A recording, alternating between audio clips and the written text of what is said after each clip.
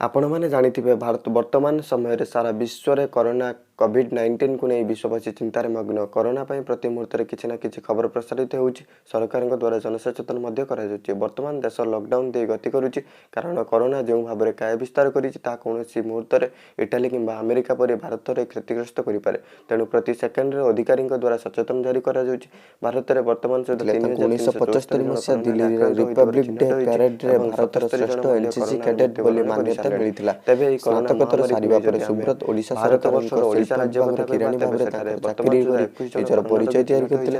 ଏହାର ଗୋଟିଏ ବର୍ଷ ପରେ ସେ ଡିସିଏମ୍ର ମ୍ୟାନେଜମେଣ୍ଟ ଟ୍ରେନିଂ ହେବା ପାଇଁ ଯୋଗ୍ୟତା ହାସଲ କରିଥିଲେ ଏବଂ ସେଠାରେ 5 ବର୍ଷ କାମ କରିଥିଲେ ଏବଂ 1981ରୁ 1999 ପର୍ଯ୍ୟନ୍ତ ସେ ଡିସିଏମ୍ର ମ୍ୟାନେଜମେଣ୍ଟ ଟ୍ରେନିଂ ହେବା ପାଇଁ ଯୋଗ୍ୟତା ହାସଲ କରିଥିଲେ। ପରେ ସୁବ୍ରତ ବାଗଚୀ 2007ରେ ମିଲିଟାରୀ ମିଶନର ଦୂରଦୃଷ୍ଟି ମୂଲ୍ୟବୋଧକୁ ସ୍ପଷ୍ଟ କରିବାରେ ପ୍ରମୁଖ ଭୂମିକା ନିଭାଇଥିଲେ।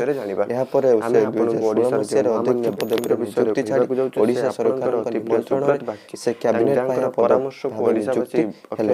ସେ ଓ ଓଡ଼ିଶା ଦକ୍ଷତା ବିକାଶ ପ୍ରାଧିକରଣରେ ନିଯୁକ୍ତି ହୋଇଥିଲେ। ସୁବ୍ରତ ବାଗଚୀଙ୍କର କଥା ବହୁତ ସୁନ୍ଦର ବୋଲି ସମସ୍ତ ଓଡ଼ିଶାବାସୀ ତାଙ୍କୁ ଭଲ ପାଇବା ଦେଇଛନ୍ତି। ଆପଣ ଜାଣନ୍ତି ସୁବ୍ରତ କ୍ୟାବିନେଟ୍ ପାହ୍ୟାରେ ଚାକିରି କରିବା ପରେ ମାସକୁ ଟଙ୍କା ନିଅନ୍ତି। ପ୍ରତିଦିନ ସେ ଅପରାହ୍ନରେ କରୋନା ମୁକାବିଲା ପାଇଁ ଅନେକ ଗୁରୁତ୍ୱପୂର୍ଣ୍ଣ ଖବର ଦେଇଥାନ୍ତି। ମାତ୍ର ଅଳ୍ପ ଦିନରେ ସୁବ୍ରତ ବାଗଚୀ ଓଡ଼ିଶାବାସୀଙ୍କୁ ମନ କିଣି ବଲାଙ୍ଗୀର ଜିଲ୍ଲାରେ ଜନ୍ମଗ୍ରହଣ କରିଥିଲେ।